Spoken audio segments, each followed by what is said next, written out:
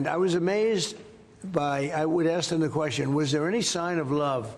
Was there any sign of, when you were a hostage and you have all of these people from Hamas around you, sometimes hundreds, sometimes 10, sometimes 2, but you're a hostage and you're being stored in a pipe.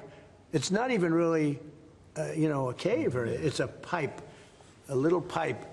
And some said they didn't think they were going to make it because they were losing air. There wasn't enough air, and they'd open up the pipe just in time, but they didn't do it on purpose. They just happened to open it. They got lucky.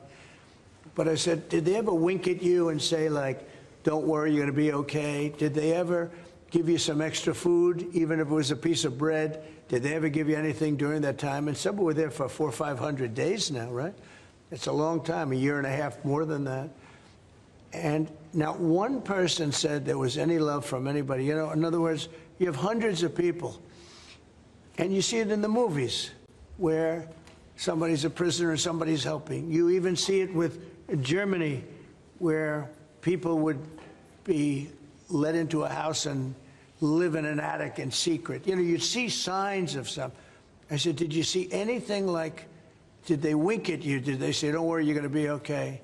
I ask that question all the time. I've never received one answer that said, yeah, they really wanted to help. No, the hatred is just incredible.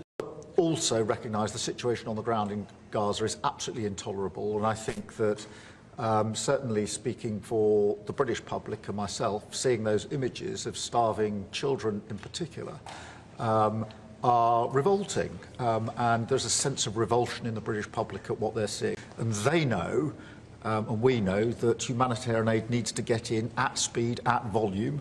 Yes, some could be airdropped, and we're working with others, with the US, with Jordan on that, but the trucks need to get in because that's the only way you can get the volume in. And we do thank the President for the work he's done to try to get to a ceasefire, which we desperately need, but also to put aid in to the region. There needs to be much more of that. We need to galvanise other countries in support of getting that aid in. And yes, that does involve putting pressure on Israel, because this is a humanitarian catastrophe now.